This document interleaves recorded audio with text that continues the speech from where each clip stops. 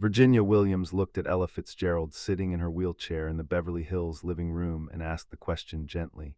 Frank's 80th birthday is next week. There's a small party at his house. Do you want to go? It was early December 1995. Ella was 78 years old. Diabetes had taken her legs, her eyesight, most of her strength. Just getting out of bed was exhausting. Going to a party seemed impossible. I don't think I can, Ella said quietly. Virginia nodded, understanding. But then Ella added something that changed everything. But I should. How many more times will I see him? This is the story of what happened when two legends, both old, both ill, both near the end, decided to spend one more evening together. Of the moment Frank Sinatra saw Ella's wheelchair and dropped to his knees. Of the dinner, where 50 years of friendship filled the silences. And of the 3 minutes when two voices that had defined American music sang together one last time, knowing it was goodbye. Frank Sinatra and Ella Fitzgerald had known each other for over 50 years. They'd first met in the early 1940s when both were rising stars, Frank with the Tommy Dorsey Orchestra, Ella having already made her name with Chick Webb. From the beginning, there was mutual respect that transcended the usual competitive dynamics of the music business. They'd performed together countless times over the decades, recording sessions where they'd push each other to be better, television specials in the 1950s and 60s that showcased their chemistry, tours where they'd share billing, taking turns headlining, each genuinely excited to watch the other perform. Frank respected Ella's artistry, ways he respected few other singers. Ella's the only one who makes me nervous, he'd said once in an interview, because she's perfect, every note, every phrase, technically perfect. And then she adds feeling on top of that perfection. How do you follow that? He'd tell younger singers, listen to Ella, really listen, not just what she does, but how she thinks about a song. She understands structure better than anyone I've ever worked with. And Ella appreciated Frank's support, particularly in the early days when being a black female performer meant facing barriers Frank never encountered. He'd used his influence to open doors for her. When venues tried to segregate audiences or make Ella use back entrances, Frank would threaten to cancel if she wasn't treated with respect. There was the time in Miami in 1954 when a hotel refused to let Ella stay there despite her being the headliner at their nightclub. Frank had been performing across town, heard about it, and made calls until the hotel reversed their decision. Not because he wanted credit, he never mentioned it publicly, but because it was the right thing to do. And when Ella's career hit a rough patch in the mid-1950s before the songbook series took off, Frank had called Norman Granz and said, whatever you're planning for Ella, make it big. She deserves the best production, the best arrangements, everything. That call had helped convince Norman to invest properly in the songbook project. Through marriages, divorces, career highs and lows, personal struggles, they'd been there for each other. Not constantly, not dramatically, but consistently. Frank had called when Ella's mother died. Ella had sent flowers when Frank's mother passed. They'd attended each other's important concerts when schedules allowed. The kind of friendship that doesn't need constant maintenance because it's built on genuine respect and affection. By 1995, both were shadows of their former selves physically. Frank was 80, dealing with heart problems, memory issues, the accumulated weight of decades of hard living. His voice, once the gold standard of popular singing, was a fraction of what it had been. Ella at 78 was even worse off. The diabetes that had been slowly destroying her body for years had accelerated dramatically. She'd lost both legs below the knee in 1993. Her eyesight had been gone since the late 1980s. She was essentially homebound, rarely leaving her house except for medical appointments. But when Virginia mentioned Frank's birthday, Ella made a decision. She would go even if it was difficult, even if she was exhausted, because Frank was 80 and she was 78 and time was running out for both of them. The party was planned for December 12, 1995 at Frank's Beverly Hills home. Small and intimate, just close family and dear friends, maybe 20 people. Frank's wife Barbara was organizing it, keeping it low-key because Frank tired easily now. When Barbara called to invite Ella, she'd been careful. Only if you feel up to it, Ella. We understand if it's too much. I'll be there, Ella had said firmly. The evening of December 12, Virginia helped Ella get ready. Even wheelchair-bound and blind, Ella insisted on looking dignified, fixed her hair, chose an elegant outfit. Are you sure about this? Virginia asked. It's okay to change your mind. I'm sure, Ella said. I need to be with Frank, you know what I mean. Virginia did. This wasn't about the party. This was saying goodbye while there was still time. The drive to Frank's Beverly Hills house was short. At the door, Barbara Sinatra greeted them warmly. "Ella, you made it." She embraced Ella carefully. "Frank will be so happy." They wheeled Ella into the living room where the small party was gathering. Familiar faces, musicians, old friends, family. Everyone greeted Ella warmly but carefully, aware of her fragility. Then Frank appeared. He was moving slowly, clearly aged, but when he saw Ella, his face transformed. He walked over quickly and did something that shocked everyone. He dropped to his knees in front of her wheelchair. At 80 years old, with his own health problems, Frank Sinatra knelt so he could be at eye level with Ella even though she couldn't see him. He took both her hands in his. "You came," he said, his voice rough with emotion. "Always," Ella said simply. Frank stayed there for a long moment, just holding her hands. Everyone in the room went quiet, recognizing something sacred in this moment between two old friends who'd known each other for half a century. Finally, Barbara gently helped Frank to his feet. "Come on, you old fool. You'll hurt yourself." "Worth it," Frank said, not taking his eyes off Ella even though she couldn't see him looking. They moved to the dining room for dinner. The table was set beautifully, intimate and elegant. Frank insisted Ella's wheelchair be positioned right next to his chair at the head of the table. The meal was simple but excellent. Frank had never been much for fancy food, preferred good Italian home cooking, pasta, a simple salad, good bread. But the real sustenance was the conversation. Stories from 50 years of friendship tumbling out. Performances they remembered. Mutual friends, some still living, many gone now. "Remember that club in Chicago, 48 or 49? Frank said at one point, his memory fuzzy on the exact year but clear on the story. "The owner tried to make you sing from behind a curtain because he didn't want the white audience seeing a colored performer. And you told him to go to hell," Ella finished, the memory still vivid for her.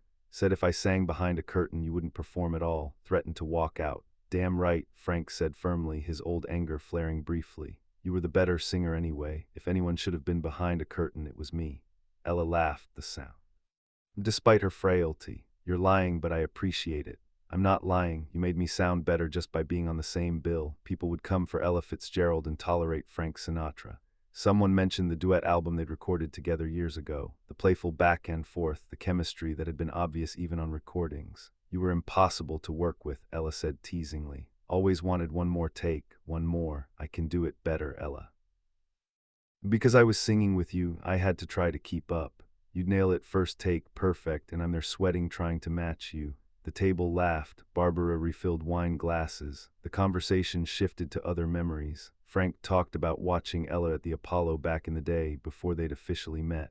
"I was nobody. You were already somebody." I remember thinking, that's what a singer sounds like. That's the goal. Ella talked about seeing Frank with the Dorsey band, how the crowd would go crazy for him. "The screaming girls, remember that? They'd drown you out sometimes." "Different time," Frank said, "different kind of music business." They talked about friends who'd passed. Duke Ellington, Count Basie, Billie Holiday, so many others. Each name a memory, a story, a piece of their shared history. The evening continued, more stories, more memories. Frank's voice would fade sometimes, mid-sentence, and he'd have to pause and gather strength. His breathing would get labored, and Barbara would gently suggest he rest, but he'd wave her off. This was important. Ella dozed off briefly once, exhausted, then woke apologetically. "I'm sorry. I'm terrible company." "Don't apologize," Frank said gently, reaching over to pat her hand. "We're both falling apart. At least we're doing it together. Hell of a lot better than doing it alone." 50 years, Ella said quietly. "That's a long time to know someone." "Best 50 years of my life were knowing you," Frank said. He wasn't prone to sentimental declarations, but tonight he meant it and wanted her to know. After dinner, they moved back to the living room. Frank's piano sat in the corner. He didn't play anymore, but he liked having it there.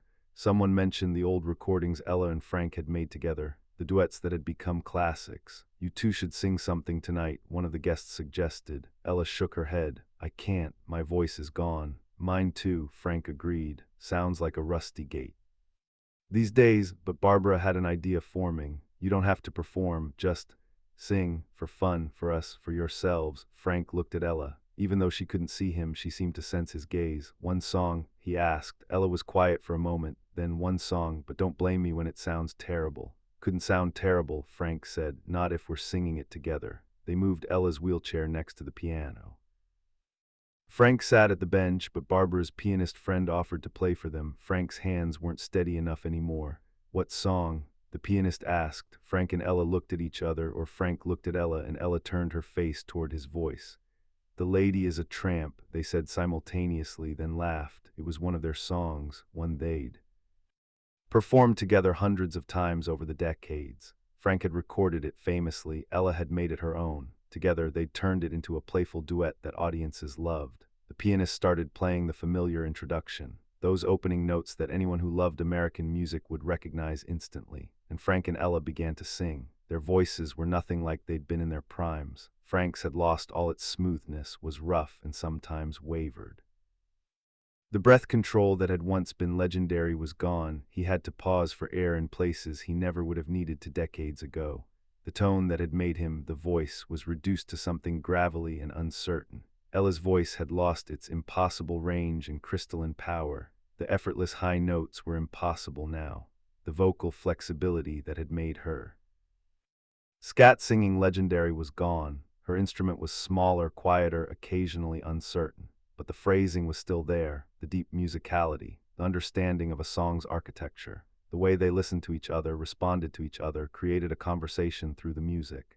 50 years of performing together meant they knew each other's musical instincts intimately, knew when the other would breathe, when they'd stretch a phrase, when they'd add a subtle inflection.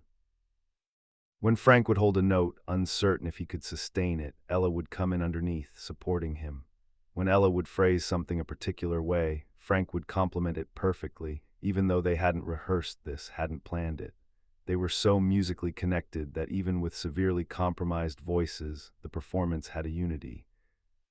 An integration that was genuinely beautiful. They traded verses the way they always had, playful and responsive. When the song called for it, they'd overlap, creating harmonies that weren't perfect technically, but were perfect emotionally. Their voices blended not because they matched in tone or power, they didn't anymore, but because they understood each other so completely. The 20 people in that room sat completely silent, watching these two legends, old, ill, near the end, sing one more song together. Several were crying openly. This wasn't a performance to critique. This was a goodbye to witness. Ella started crying halfway through, tears running down her face even as she kept singing. Her voice wavered but didn't stop. Frank saw the tears and his own eyes filled up. His voice caught for a moment, rough with emotion, but he pushed through. They were singing to each other now, not to the room. The lyrics about independence and unconventionality took on different meaning when sung by two 80 and 78-year-olds who'd lived those values their entire careers, who'd both refused to compromise their artistry, who'd supported each other in staying true to themselves. The song built to its playful conclusion, Frank's voice cracking slightly on the final phrase, Ella's softer than it should be, the last notes.